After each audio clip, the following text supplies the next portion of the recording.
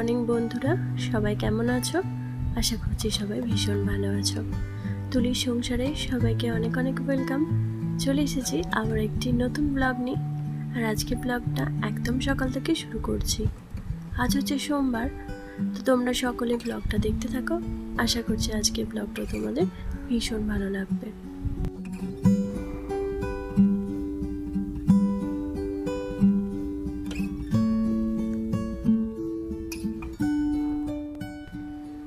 ঘুম থেকে উঠতে না উঠতেই শুরু হয়ে গেছে আবারও ডিউটি। রবিবার দিনটা এলেই মনে হয় একটু শান্তি, কিন্তু রবিবার রাতটা যখন আসে তখন মনে হয় আবার পরের দিন সকালে খুব সকাল সকাল ঘুম থেকে উঠতে হবে। মেয়ের টিফিন বানানো, মেয়েকে রেডি করা, ব্যাগ গোছানো, সমস্ত কিছু মিলিয়ে রবিবার মানে সোমবার থেকে শুরু হয় আবার একটা করে নতুন যেন জার্নি শুরু হয়। তাই রবিবার রাতটা এলে একটু মন খারাপই হয়ে যায়। যেমন শনিবার রাতটা এলে মনে হয় যাক, কাল তো রবিবার, বেশ আরাম কালকের দিনটা। কিন্তু প্রত্যেকটা মেয়ের দেখবে রবিবার দিনই যেন বেশি কাজটা থাকে। যেহেতু হাজব্যান্ডরা বাড়িতে থাকে তাই রবিবার যেন বেশি ঝামেলা। মানে হাজব্যান্ড বাড়িতে থাকার জন্য ঝামেলাটা না, অ্যাকচুয়ালি রবিবারটা খাওয়া দাওয়া সমস্ত কিছু কাজকর্ম এই রবিবারটাতেই করতে হয়। তাই রবিবারটা একটু বেশি মানে পরিশ্রমের হয়ে যায়। কিন্তু আর একদিকে আরেকটা ভালো যে রবিবারে এলে একটু বেড়ানো বা একটু ঘুরতে যাওয়া, সামনে কোথাও বা একটু পার্কে যাওয়া বা একটু শপিংয়ে যাওয়া, এই সমস্ত কিছুই কিন্তু হয়। সেটাতেও কিন্তু মনটা বেশ ভালো হয়ে যায়। আর সেই জন্যই রবিবারটা এতটা মজার একটা দিন। কিন্তু সোমবার সকাল থেকে আবারও ডিউটি শুরু করলাম। আর জানো তো, কালকে রাতে মেয়ের জন্য টিফিনের পরোটার ময়দাটা মেখে রেখেছিলাম, আর সঙ্গে একটু আলুর দম করে রেখেছিলাম। আসলে এটা মাখার একটাই কারণ ছিল, আমার ভাই যাবে দুর্গাপুর, ও যেহেতু দুর্গাপুরে থাকে তো ওখানে চলে যাবে। আর ও বলেছিল একটু পরোটা আর আলুর দম নিয়ে যাবে। দেখলাম মেয়েরও যখন টিফিন বানাতে হবে তাহলে একটু বেশি করেই মেখে নিই, যাতে সেটা ওকেও দিয়ে দেবো আর আমার ভাইকেও দিয়ে দেবো। তো সেটাই ইন্দুর এখন টিফিনটা রেডি করছিলাম। আর ওই যে আলুর দম করা আছে, শুধু একটু পরোটা করব আর তারপর আমার মেয়েকে দিয়ে দেবো, মানে আমার ইন্দুকে। আর তারপর ইন্দুকে রেডি করে ব্যাগটা গুছিয়ে ওকে সোজা স্কুল পাঠিয়ে দেবো।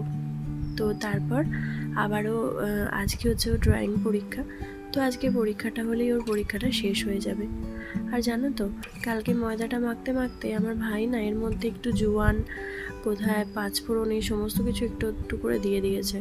যার ফলে দেখছি শুধু যখন বেলতে যাচ্ছি তখন দেখছি হয় কালো জিরে নয় মেথি, এই সমস্ত কিছু আছে। আর পরোটার শেপগুলো এত সুন্দর হয়েছে যে কি বলবো, মানে একটা পরোটাও ঠিকমতো শেপে আসতে পারেনি। আর ওই 3 কোনা পরোটা তো আমি বানাতেই পারি না, সেজন্য চেষ্টাও করি না, ওই গোল মতো করার চেষ্টা করি। যাই হোক, পরোটাগুলো এখন শিখে নিচ্ছি আর শেষে 3টে ওকে দেবো। তো 3টি শেষে একটু তেল দিয়ে একটুখানি হালকা ভেজে নেব, তাহলে মোটামুটি হয়ে যাবে। তো এই দিয়েই শুরু করলাম আজকের দিনটা। আর এই টিফিন গোছানো এইটা করে নিয়ে তারপর ওকে রেডি করব, আর তারপর আমারও সংসারের আলাদা সমস্ত কিছু কাজকর্ম শুরু করব। তো চলো তোমরা এখন থেকে ব্লগটা দেখতে থাকো।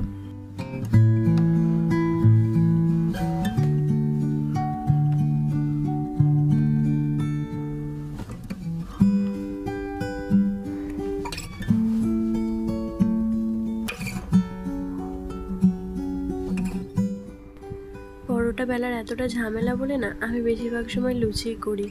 কারণ লুচিটা কি হয়, একটু তেলে ভেজে নিলেই হয়ে যায়, ছোট্ট করে বেলা আর তার সঙ্গে তেলে ভেজে নেওয়া।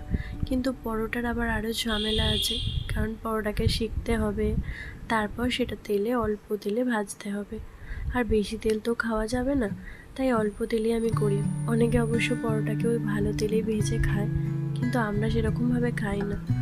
আর এই আজকে ভাবলাম একটু এমনি পরোটাই, নর্মাল পরোটাই দিই। আর ইন্দু আবার আমাকে বলেছে একদিন আলুর পরোটা বানিয়ে দিতে। তো দেখি যদি একদিন পারি তো এখন আলুর পরোটা বানিয়ে দেবো একদিন। আর আজকে তো সেটা সম্ভব হবে না। আর যেহেতু এখন মোটামুটি একটু করে বৃষ্টি হচ্ছে, ওয়েদারটা কিন্তু বেশ একটু মানে খুব একটা গরমটা কেটে গেছে। আর তো বর্ষা এখন মানে অন্য সময় অন্য বছর কেন আগেতে তো এই মুহূর্তে বর্ষা চলেই আসতো, কিন্তু এখন তো আর আসে না, এখন একটু অপেক্ষায় করতে হয়।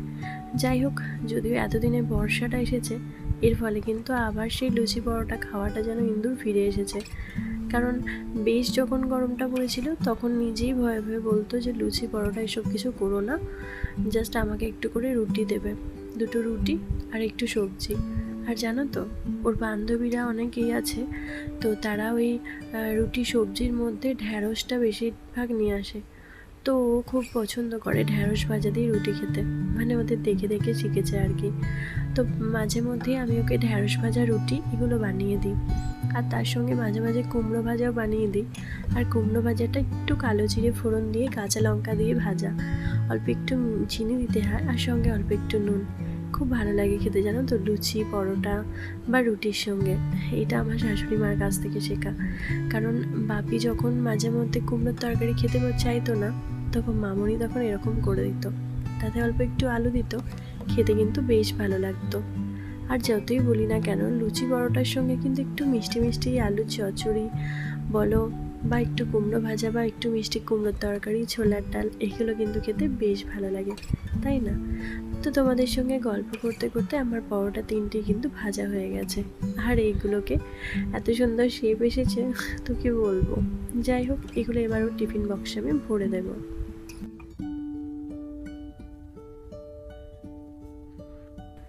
আর যেহেতু পরোটা ভাজছিলাম, তো তাই দেখে তোমাদের দাদাও বললো যে সকালবেলা ওকেও দুটো পরোটা দিতে। ও আবার চা দিয়ে লুচি বা পরোটা খেতে বা রুটি খেতে বেশ পছন্দ করে, তাই ওকেও দুটো পরোটা ভেজে দিয়েছিলাম। তো ওগুলো চা দিয়ে খেয়েছিল, কারণ ও কোনো টিফিন খায় না, খুব কম, মাঝে মধ্যে খায় বা মাঝে মধ্যে খায় না।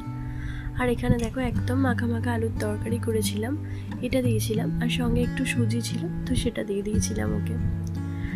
তো ইন্দু চলে যাওয়ার পর এখন চলে এসেছি আমার নিজের কাজে, বিছানাটা রেডি করব। আর তার মধ্যে আমার বিনিশোনাও ঘুম থেকে উঠে পড়েছে। তো বিনিশোনা ঘুম থেকে উঠে পড়ার পর ওকে নিয়ে বিছানাটা গুছিয়ে নিচ্ছিলাম।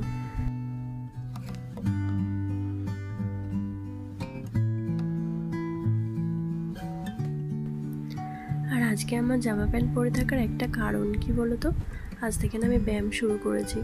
এত চেহারাটা মোটা হয়ে গেছে যে নিজেরই খুব বিরক্ত লাগছে। যাই ড্রেস পরি না কেন, কি বাজে দেখতে লাগে।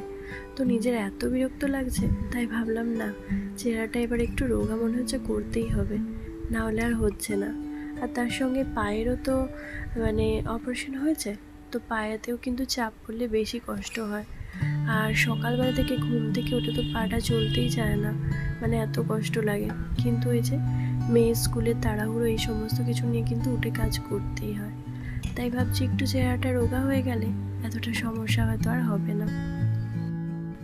দেখা যাক কতদিন মন দিয়ে এই কাজটা করতে পারি। কারণ আমি যখনই ব্যায়াম শুরু করি তখনই আমার কিছু না কিছু একটা জিনিস ঘটে যায়, সেই জন্য আর ব্যায়ামটা মানে কন্টিনিউ করতে পারি না। যাই হোক, ঠাকুরকে ডাকছি যাতে আমার ব্যায়ামটা কন্টিনিউ করতে পারি, মানে চেহারাটা যাতে কন্টিনিউ মানে একটু কমাতে পারি, তাহলে আমি হ্যাপি থাকবো। আর এখানে দেখো আমার বেনিশোনা ঘুম থেকে উঠে কিন্তু আমার সঙ্গে কাজে লেগে পড়েছে।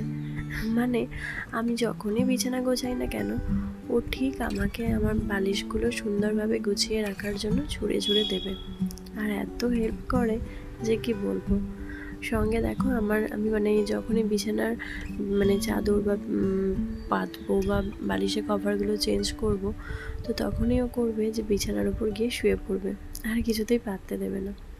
তো ওই মাঝে মধ্যে ওকে এদিক ওদিক করিয়ে খাট থেকে এপাশে সরো ওপাশে সরো এই করে করে বিছানার বেডটা মানে বিছানার বেড কভারটা চেঞ্জ করে নিই, আর সঙ্গে মানে কভারটা সুন্দরভাবে একটু পেতে নিই, আর একটু ভালো করে ঝেড়েও দিই। তো আজকে তো বেড কভারটা চেঞ্জ করবো না, আজকে এরকমই থাকবে, এটাই থাকবে। যেহেতু এটা 2-3 দিন হলো পাতা হয়েছে, তাই আর বেড কভারটা আজকে চেঞ্জ করবো না।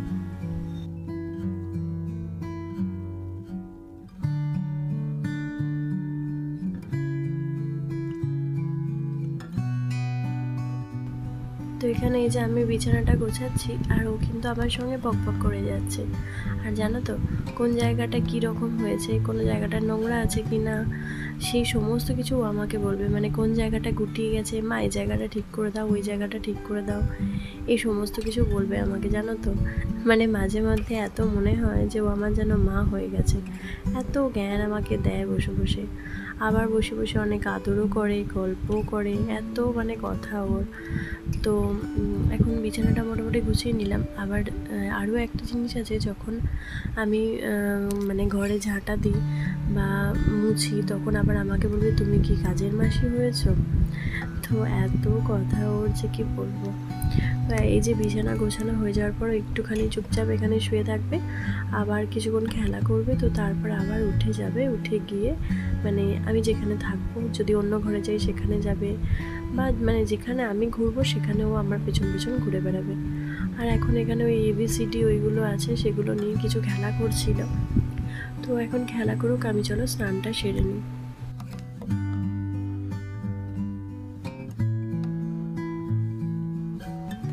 তো স্নান সেরে নেওয়ার পর আজকে চলে এসেছি রান্না করতে এখন। আর আজকে জানো তো সেরকমভাবে কিছু রান্না করব না। কালকে তোমাদের দাদা আমার জন্য একটা স্পেশাল জিনিস এনেছিল, তোমাদেরকে আগেই বলেছি। তো সেটারই আজকে রান্না করব। আর তার জন্য আলুটা এখানে কষিয়ে নিচ্ছি। আর তরকারিটা যেহেতু নিরামিষ, সেহেতু নিরামিষই হবে, তাই কোনো পেঁয়াজ রসুন দিইনি। তো এই জিনিসটাই আমার জন্য এনেছিল। এটা হচ্ছে ছানার বড়া ভাজা। আমরা যখন প্রথম বর্ধমানে শিফট করি, তো তখন কাকু মানে আমার কাকা শ্বশুর মাঝে মধ্যে এই ছানার বড়া আমাদেরকে এনে দিত। আর এই বড়াগুলো এত ভালো খেতে, এত নরম যে কি বলবো। মানে পনির পাওয়া যায়, পনির বা ছানা আমি আমার গ্রামের বাড়ি থেকে মানে বাবার বাড়ি থেকে নিয়ে আসাই, তো সেগুলো তো ভালোই, কিন্তু এই বড়াগুলো জাস্ট মানে ভাজা একদম। তো তরকারিটা হয়ে যাওয়ার পর তরকারিতে শুধু মিশিয়ে দিলেই হয়ে যায়। আর এই ছোট্ট ছোট্ট বড়াগুলো বেশ বড় বড় হয়ে যায়, আর খেতেও কিন্তু বেশ সুন্দর। তো তরকারিটা নিরামিষ, তাই এমনি একটু আদা বাটা আর জিরে বাটা দিয়ে তরকারিটা কষিয়ে নিয়েছি। একটুখানি টমেটো দিয়েছিলাম বাটা, তো তারপর একটু কাঁচা লঙ্কা দিয়ে দিয়েছি গোটাই। আর সঙ্গে বড়াগুলো একদম মানে তরকারিটা হয়ে গেছে, আর একটু চিনি দিয়েছিলাম যাতে একটু মিষ্টি মিষ্টি হয়। মানে খুব মিষ্টিও না, আবার খুব নোনতাও না। এই তরকারিটা একটু নোনতা নোনতা ভালো লাগে না, একটু মিষ্টি মিষ্টি হলে বেশ ভালো লাগে। তো এটা করব ঠিক করেছিলাম। আর তার সঙ্গে করব একটু বাটি পোস্ত। তো আমি জিনিসগুলো এখানে সুন্দরভাবে গুছিয়ে রেখেছিলাম, এটা তো তোমাদেরকে আগেই দেখিয়েছিলাম। আর কেমন লাগছিল আমার গোছানোটা, তো অবশ্যই কমেন্টের মাধ্যমে কিন্তু জানাবে। তো পোস্তটা করব, আর সেই জন্য মানে পোস্ত করবো বলতে বাটি পোস্ত করব আজকে। কারণ কালকে যেহেতু খাসির মাংস হয়েছিল, আর সেই মাংস খানিকটা আছে, অল্প একটুখানি। তো আমার ইন্দুর হয়ে যাবে, সঙ্গে আমার ভাই খাবে, ওরও হয়ে যাবে। তাই ভাবলাম আমি আর তোমাদের দাদা আর সঙ্গে আমার বিনিশোনা, তো আমাদের তিনজনকার। কারণ আমার ইন্দুর মাংস হলে আর কিছুই প্রয়োজন পড়ে না, কারণ মাংস হলে আর কোনো কিছুই খায় না। আর এখানে দেখো পোস্তটা বাটাও হয়ে গেছে, আর সঙ্গে একটু তেল আর নুন দিয়ে ভালো করে পোস্তটা ফুটিয়ে নেব। যদি ইন্দু খায় খাবে, আর না হলে আমরাই খেয়ে নেব। তো চলো, আজকের মতো ব্লগটা এখানেই শেষ করছি। দেখা হবে আবারও নতুন একটি ব্লগে। ততক্ষণের জন্য সবাই ভালো থেকো, সুস্থ থেকো। আর যদি আমার ব্লগ ভালো লেগে থাকে, তো অবশ্যই একটা কমেন্টের মাধ্যমে আমাকে জানিও, আর একটা লাইক করতে ভুলো না। আর আমার চ্যানেলে নতুন হলে সাবস্ক্রাইব করার অনুরোধ রইল। তো সবাই ভালো থেকো, সুস্থ থেকো। দেখা হবে আবারও নতুন ব্লগে। ততক্ষণের জন্য টাটা।